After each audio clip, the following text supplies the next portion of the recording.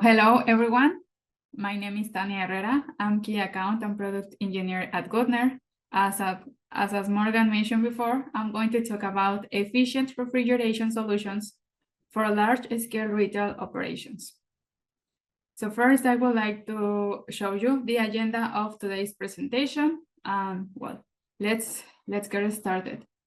So firstly, did you know that refrigeration accounts for roughly 70 to 20% of total electricity consumption worldwide? That's a pretty large number, right? Considering that it's worldwide. So large food stores like supermarkets are major consumers of refrigeration energy due to their extensive cold storage needs. The high energy consumption associated with refrigeration also contributes significantly to greenhouse gas emissions. It's important to set ourselves the task to decrease the carbon footprint by improving energy and water efficiency, as well as setting sustainable processes in the industry. So first, let's start with what makes a refrigeration system efficient.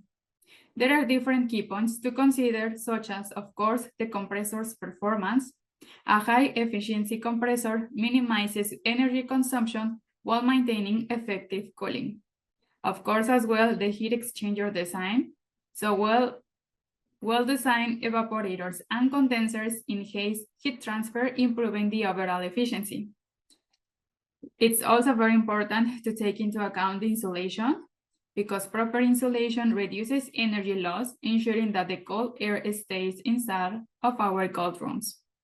Of course, the refrigerant type, and we always promote to consider environmentally friendly refrigerants, because usually, like ammonia or CO2, they have favorable thermodynamic properties that improve efficiency. Also very important to take into account the size of the system and to size it correctly, because an appropriately sized system prevents short cycling and optimized performance. Something that is very common nowadays, fortunately in the industry, are controls and sensors. And now we have better technology than, for instance, 20 years ago. So advanced controls helps to optimize operation, adapting to varying load conditions. And last but not least, maintenance.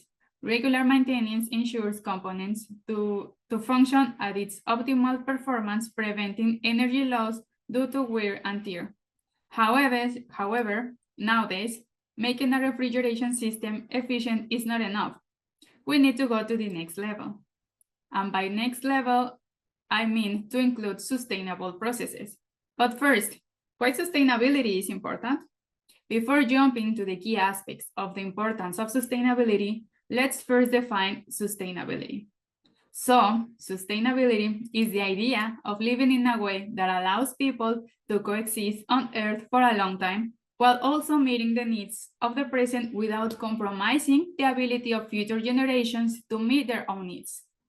There are three major pillars in the basis of sustainability, which are environmental, economic, and social. So first, let's dig off how these pillars influence the sustainability and why is it important. So first one is cost efficiency. I think this is the most interesting one for all of us and our pockets. So implementing sustainable processes often leads to reduced waste and energy consumption, resulting in lower operational costs, and efficient processes often require less energy and fewer resources. Something also important is the regulatory compliance. And fortunately, as regulations around environmental impact become stricter, adopting sustainable practices helps companies that stay compliant and avoid penalties. And this is something that end users will always appreciate, like to be aware of these regulations and comply with them. Also very important is long-term viability. Sustainable processes ensure that resources remain available for future generations, promoting long-term business sustainability. And we always want to be available. And social responsibility. It is demonstrated that companies that prioritize sustainability often contribute positively to their communities, fostering goodwill and social equity. And this can be easily applied on any industry, especially to ours.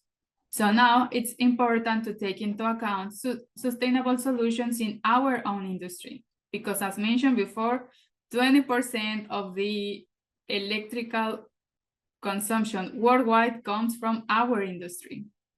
So what do I mean by this? A sustainable refrigeration system focuses on minimizing environmental impact while maintaining efficiency. Some key aspects includes, and this can't be done without the eco-friendly refrigerants. So considering low global warming potential refrigerants reduces greenhouse gas emissions. And we have many options, but the most popular nowadays are ammonia and CO2, which are more sustainable because they are natural. Energy efficiency, as mentioned on the previous slide, implementing high efficiency compressors, heat exchangers, and advanced control systems can significantly lower the energy consumption. Again, another thing that is very important to take into account is to implement renewable energy. So considering renewable energy sources like solar panels or wind turbines to power refrigeration systems can greatly reduce the carbon footprint. Also, again, heat recovery, capturing and reusing waste heat from the refrigeration process can improve overall energy efficiency and reduce resource consumption. Also, we have smart technology. Incorporating IoT and smart controls can optimize system performance and energy use based on real-time data. And we always encourage people to go and develop programs to have preventive maintenance instead of corrective maintenance. And finally, designing systems for longevity and easy repair reduces waste and the need for replacements. So, and how this can be translated into a real application? Well, we have this customer. This is a big box store end user that wanted to transition to a most efficient and sustainable solutions in current and in new stores, as well as their distribution centers.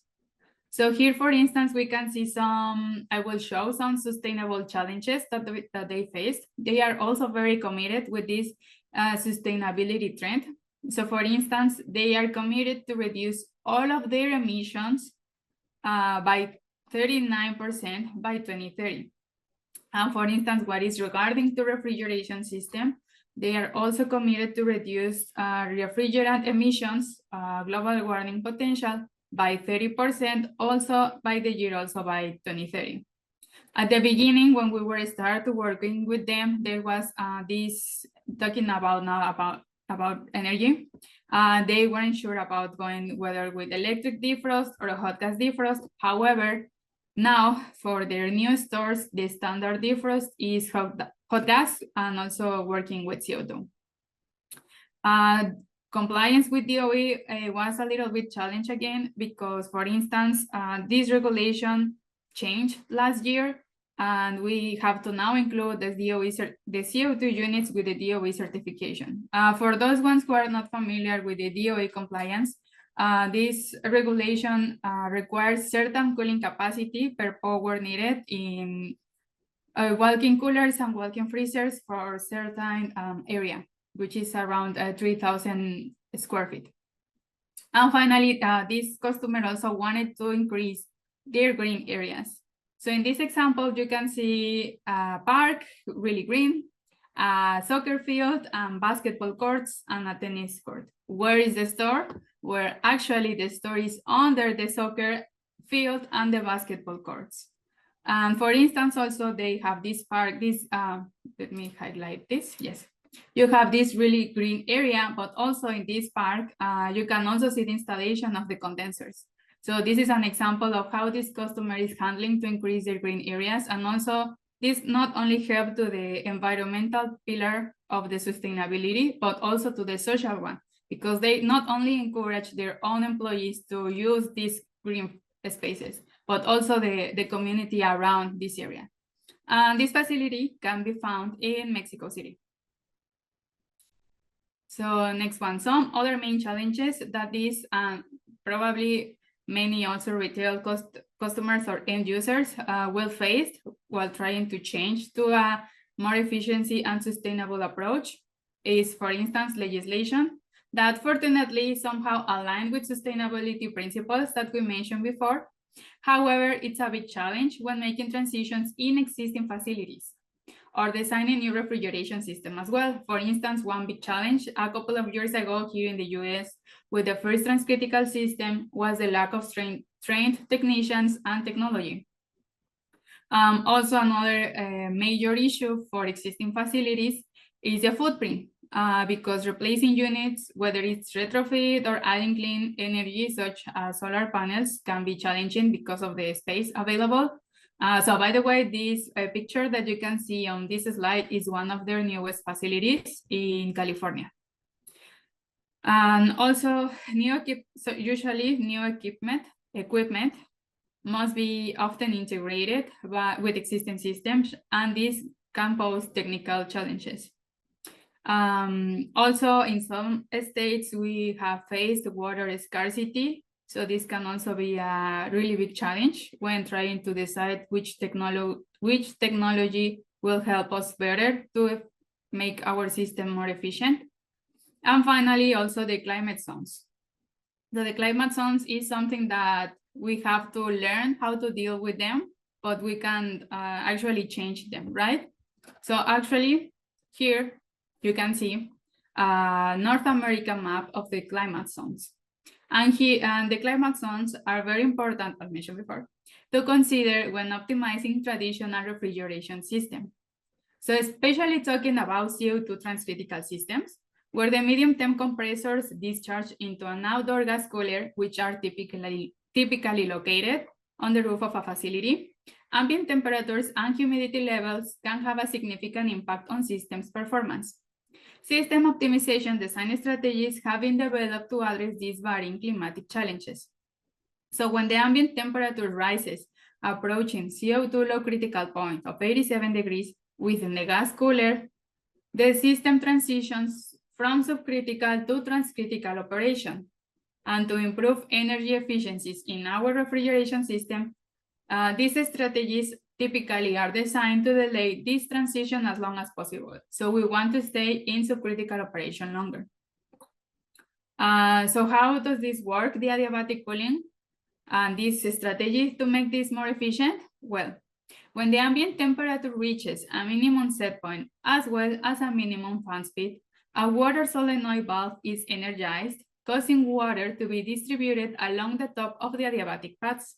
The condenser pulls air through these wet pads, causing moist, cooler air to hit the coils. So when the system is still operating in subcritical operation, the condenser reacts to this cooler air and drops the CO2 temperature and pressure, which in turn lowers the outlet temperature in the gas cooler, keeps the system in subcritical operation longer, and makes your system significantly more energy efficient by operating at lower temperatures and pressures. So in a typical scenario where a system is expected to operate in the supercritical region for a significant number of hours annually, an adiabatic cooling strategy can improve your system efficiency during those periods. So adiabatic makes sense because it's easy to maintain. There is no water recirculation, so there is no water treatment. Smart controls offered freeze protection as a standard, and automatic hygienic drain where the ambient temperature rises decreases approximately up to 32 degrees. There are water savings typically from 60 to 90% when comparing to evaporative condensers and cooling towers. And there are energy savings more than 25% yearly, considering easy motors with variable speed and Kuttner controls. And we ensure minimized water usage through water metering controls. So I also want to share with you a weather case study that we made with also a retail customer. We selected 5 cities that belongs to the 5 different weathers. We selected dry gas coolers and adiabatic gas coolers as well as the compressors for them. We considered 3 racks for each city, same cooling capacity.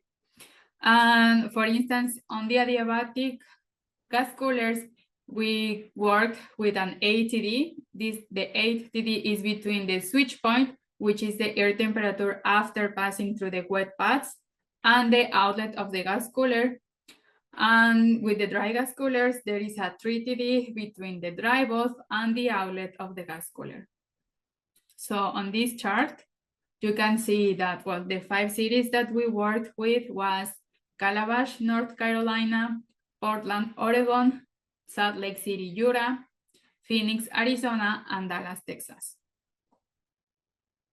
So here you can see, for instance, the dry bulb, wet bulb, and the switch point. Here you will notice that the highest switch point is in Calabash City with 84 degrees.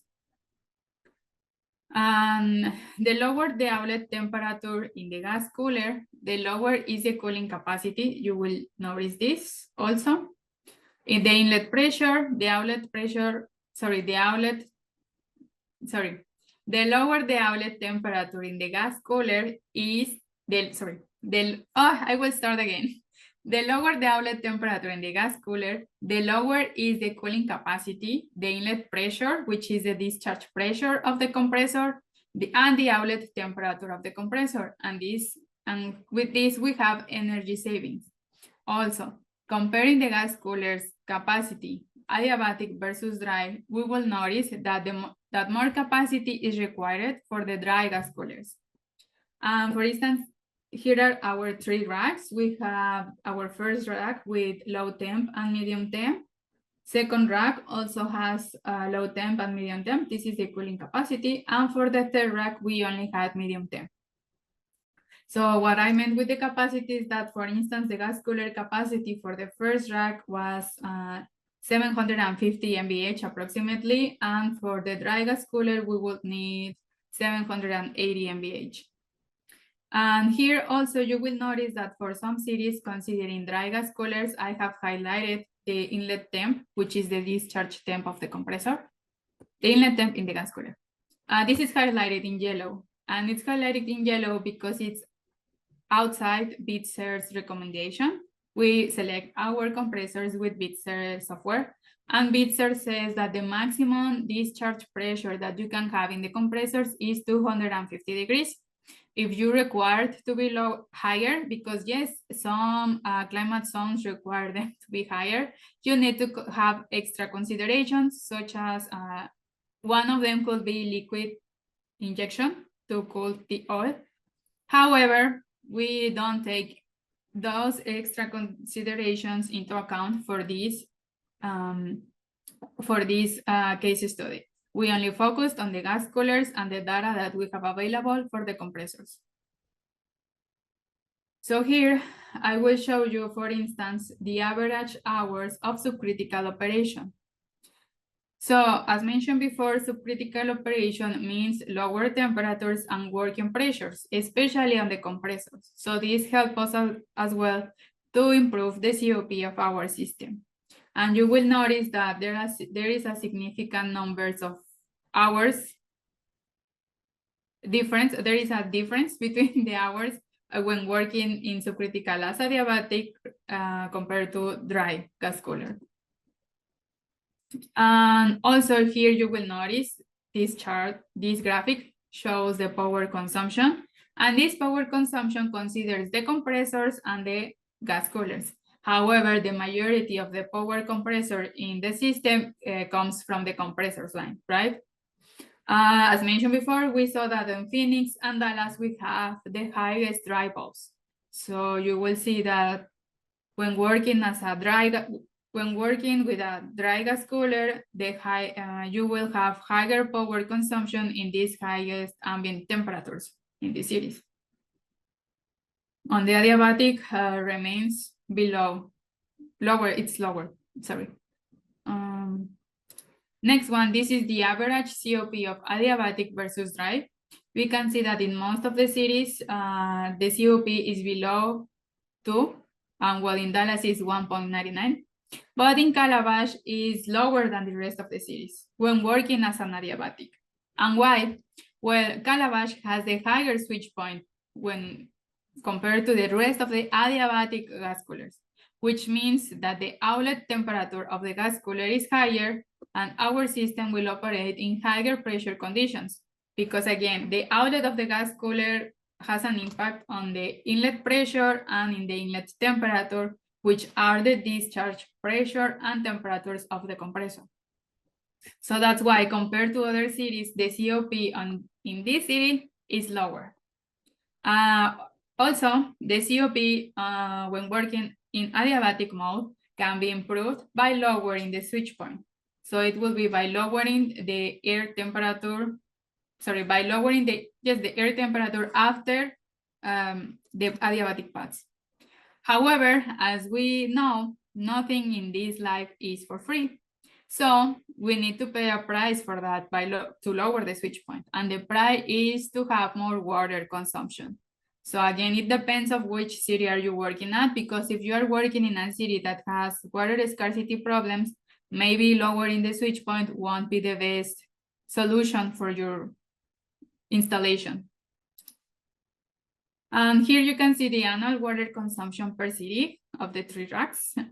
Again, while only working as adiabatic, of course, because on dry gas coolers, we don't need water. And as mentioned before, again, Calabash is the one with the highest switch point. And this combined with the weather conditions in this city shows a lower water consumption compared to the rest of the other cities. However, Phoenix is the city with the 3rd highest switch point. However, the TD between the dry bulb and the wet bulb is higher, which means that the unit will operate in more hours in wet mode. So as a result, we have a large water consumption. With this, I mean is that switch point in Phoenix is 79 degrees. And the highest temperature records in Phoenix are above 110 degrees. So this means that the unit will be operating in wet mode when the ambient temperatures are above 79 degrees. But we have many hours of the weather. In the city, there are many hours that the dry bulb will be above 79 degrees. So that's why this city consumes a lot of water, because it's very hot.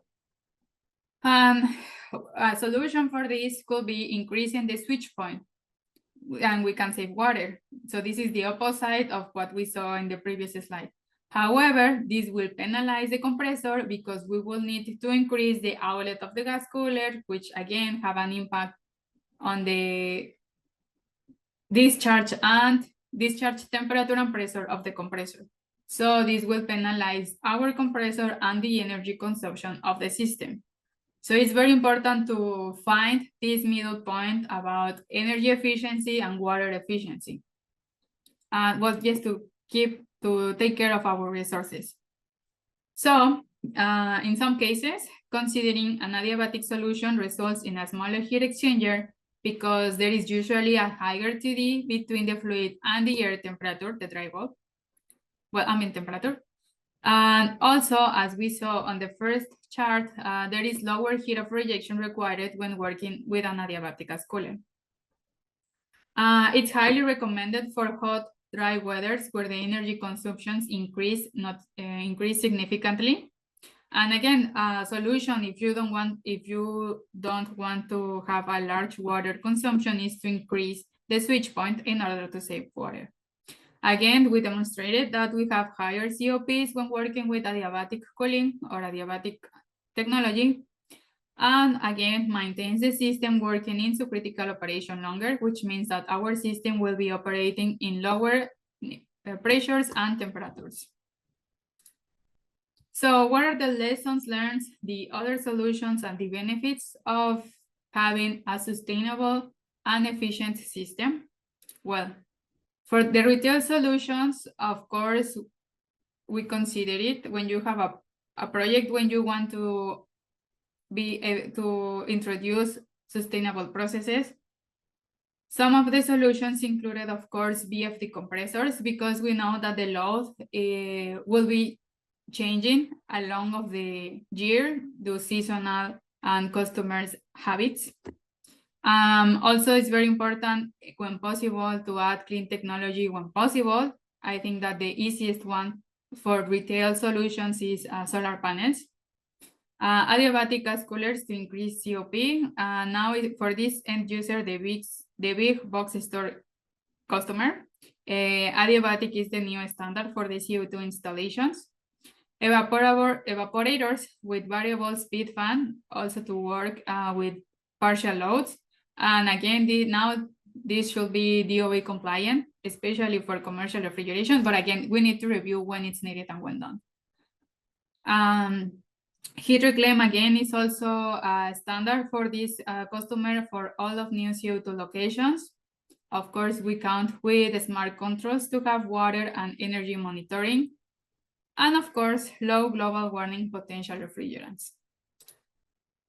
And when it comes to distribution centers, for instance, to talk about specifically to a distribution center that we work with in California, we include a solar panels arrangement and battery storage system, and this brought around 3.3 megawatts to the installations. Again, VFD compressors, evaporators with variable speed fans, smart controls as well for water and energy monitoring, low global warming potential refrigerants. In this case, for this distribution center, we consider it a cascade system with ammonia and glycol, where the ammonia stayed only in the machine room. We also provided an evaporative condenser that achieved around 900 tons of refrigeration. And of course, because this is in LA, in California, we need to comply with the regulation California Title 24. And again, this regulation also refers to achieve certain cooling capacity per power consumption. And for instance, this value, well, this should be achieved with the evaporators, with the low side and the high side of the refrigeration system. But for the high side, this standard varies between if it's a dry gas cooler or dry condenser, an adiabatic or dry condenser, and again, of course, if it's an evaporative condenser. So it's very important to review everything. And lessons learned. Overall, lessons learned for either retail, distribution, or industrial refrigeration. Well, it's very important to always try to choose the right technology for your needs, either adiabatic cooling, as mentioned before. It's very important to research and select the most appropriate technology for the specific application is crucial, because something that works for distribution centers might be not the best for retail, and something that worked for retail in the north of the US might not work the same as a retail store in the south of the US. Not all systems are equally efficient in all contexts. We don't have to forget that. Also, as I mentioned before about DOE or California Title 24, it's very important to understand regulatory compliance. So getting familiar with local, state, and federal regulations can prevent compliance issues and help to take advantage of available incentives, which is something that I will cover on the next slide. For me, I think the most important one is training and education. Providing training for staff on the new system is essential for optimal operation and maintenance, ensuring the system performs as intended. And understanding total cost of ownership. Focusing on long-term savings rather than just initial costs can highlight the financial benefits of sustainable options. And of course, also continuous improvement, because viewing sustainability as an ongoing journey rather than a one-time project encourages innovation and regular updates to practice and technologies. And finally, the incentive programs.